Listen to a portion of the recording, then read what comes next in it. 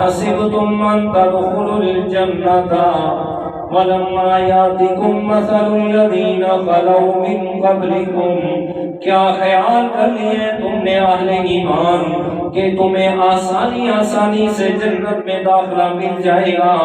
وَلَمَّا يَأْتِكُمْ مَثَلُ الَّذِينَ خَلَوْا مِن قَبْلِكُمْ، حالانکہ تم پر پہلے لوگوں کے حالات بھی بیان کیے جا چکے ہیں، پہلے لوگوں کی مثالیں بھی بیان کی جا چکی ہیں۔ فرمایا کہ ان لوگوں کے ساتھ میں اللہ تعالیٰ نے کتنے بڑے بڑے امتحانات والا معاملہ فرمایا ہے۔ فرمایا مَسَّتْهُمُ الرَّأْسَاءُ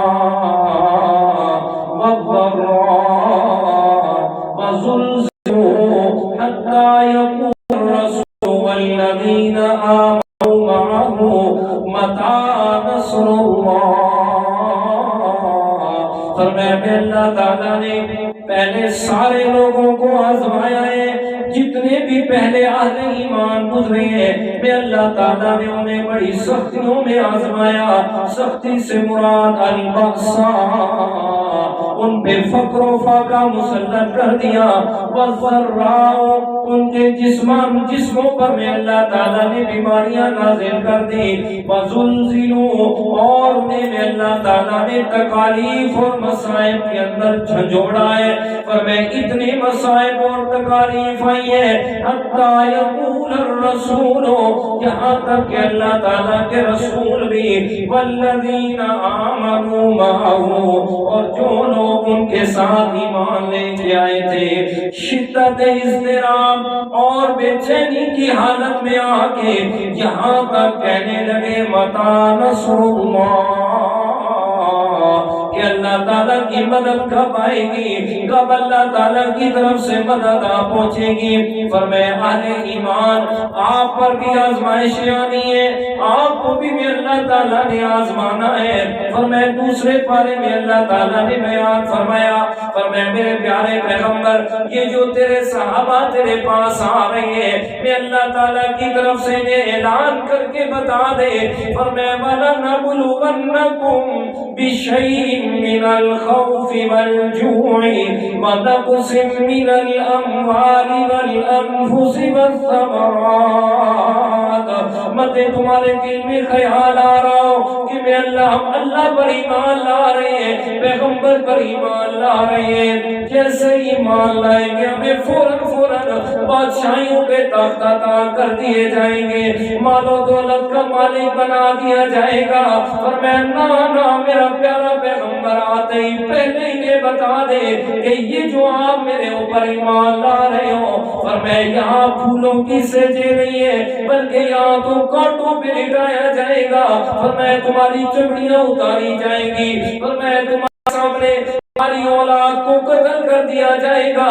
یہ سارے کام اللہ تعالیٰ نے والا نبلونکم، میں نے خود کروانے، دشمن کو خوف بھی خود تمہارے اوپر مسلط کرنا ہے، یہ سارے کام میں اللہ تعالیٰ خود تم سے کروانے اور لینے۔ ابھی بھی موقع ہے، سوچ لو، ابھی بھی موقع ہے جناب، اچھی طریقے سے سوچ کے میرے پیغمبر پہ ایمان لے آؤ۔ جب میرے پیارے پیغمبر نے یہ ساری باتیں صحابہ کو بتائی ہیں، صحابہ کرام نے بڑے اطمینان سے، بڑی تسلی اور پیار اور محبت سے فرمایا، اللہ کے پیارے پیغمبر، ہماری طرف سے اللہ تعالیٰ کو یہ اعلان اور پیغام دے دو، اِنَّا لِلَّهِ وَإِنَّا إِلَيْهِ رَاجِعُونَ۔ اللہ تعالیٰ سے عرض کرو مولا، یہ ساری جان تیری ہے، یہ سارا مال دولت اولاد تیری ہے، فرمایا اگر یہ تیری اپنی چیز جو تو نے ہمیں دی ہے، اگر انہی چیزوں کو لے کے تو ہم سے راضی ہو جا تو پھر بھی سودا مہنگا نہیں ہے۔ فرمایا اِنَّا لِلَّهِ، یہ جان دی ہوئی اسی کی تھی، حق تو یہ ہے کہ حق ادا نہ ہو سکا۔ اللہ تعالیٰ فرماتے ہیں میرے پیغمبر اعلان فرما دے، ضرور آزمانا ہے، ضرور آزمائش ہونی ہے میں اللہ تعالیٰ کی طرف سے۔ جب صحابہ کرام نے عرض کی مولا اِنَّا لِلَّهِ وَإِنَّا إِلَيْهِ رَاجِعُونَ۔ اللہ تعالیٰ نے اعلان فرمایا میرا پیغمبر اولئک علیہم صلوات من ربہم ورحمہ، میں اللہ تعالیٰ نے ان کو آزمایا بھی، ان کو طرح طرح کی آزمائشوں میں نے مبتلا کیا، لیکن ایک ذرہ برابر بھی میرے پیغمبر تیرے صحابہ پیچھے نہیں ہٹے۔ جب پیچھے نہیں ہٹے، دیکھیے گا میرے پیارے دوستوں، صحابہ کرام کی زندگیوں میں دو بڑے کٹھن حالات گزرے ہیں۔ دو حالات جو قرآن مجید میں اللہ تعالیٰ نے بیان فرمائے، اتبعوا فی ساعۃ العسرہ، میرے پیغمبر تیرے صحابہ کو میں اللہ تعالیٰ نے یہ جو مقام اور مرتبہ عطا فرمایا وہ اس لیے کہ انہوں نے مشکل حالات میں بھی تیری پیروی کو چھوڑا نہیں ہے۔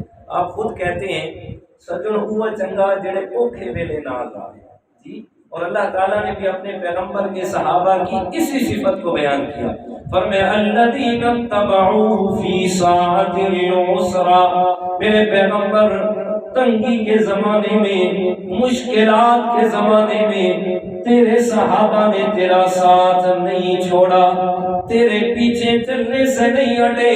سامنے نظر آ رہا ہے، سامنے نظر آ رہا ہے، سامنے ساری چیزیں دیکھ رہے ہیں کہ اگر ہم ادھر گئے تو جان بھی نہیں بچنی، جان بھی جائے گی، مال بھی جائے گا۔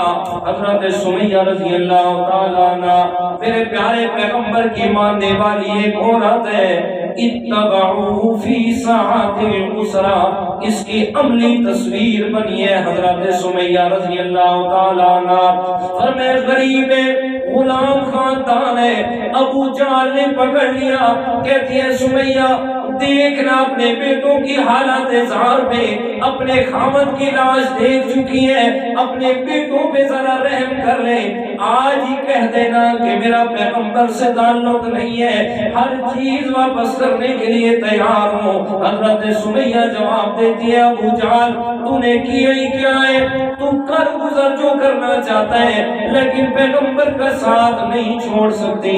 اس ظالم نے کیا کیا، دو اونٹ منگوا لیے، ایک اونٹ کے ساتھ حضرت سمیہ کی ایک ٹانگ، دوسرے کے ساتھ دوسری ٹانگ باندھی ہے، اور کہتے ہیں سمیہ ابھی بھی وقت ہے، خیال کر لے، کچھ تو رحم کرنا اپنے اوپر۔ لیکن حضرت سمیہ وہ جو قرآن مجید میں اللہ تعالیٰ نے بیان فرمایا ان الذین قالوا ربنا اللہ ثم استقاموا، فرمایا پھر ڈٹ گئے اپنے رب کو ماننے پہ، فرمایا جان جاتی ہے تو چلی جائے کوئی پرواہ نہیں۔ پھر حضرت سمیہ ابو جہل سے کہتی ہے کر گزر جو تو نے کرنا ہے۔ ابو جہل نے دونوں اونٹوں کو مخالف سمت میں چلا دیا، فرمایا حضرت سمیہ کے جسم کے دو ٹکڑے ہو گئے۔ اللہ کے پیارے پیغمبر کی یہ ماننے والی پہلی شہیدہ اسلام کے اندر ہے، لیکن اتبعوہ فی ساعۃ العسرہ، وہ تنگی کے وقت بھی، مشکلات کے اندر بھی اللہ کے پیارے پیغمبر کی اتباع کو نہیں چھوڑا۔ اللہ تعالیٰ فرماتے ہیں پتہ تمہیں خیال ہو کہ میں نہیں آزماؤں گا اور آزمانے کے بغیر تمہیں جنت مل جائے، فرمایا نا۔ سورہ عنکبوت کی پہلی آیت میں فرمایا الف لام میم احسب الناس ان یترکوا ان یقولوا آمنا وهم لا یفتنون۔ یہ تو میرا قانون ہی نہیں ہے کہ جو میرے ساتھ یاری لگائے، میرے ساتھ تعلق بنائے اور پھر آزمائش نہ ہو، ایسا ہو نہیں سکتا۔ فرمایا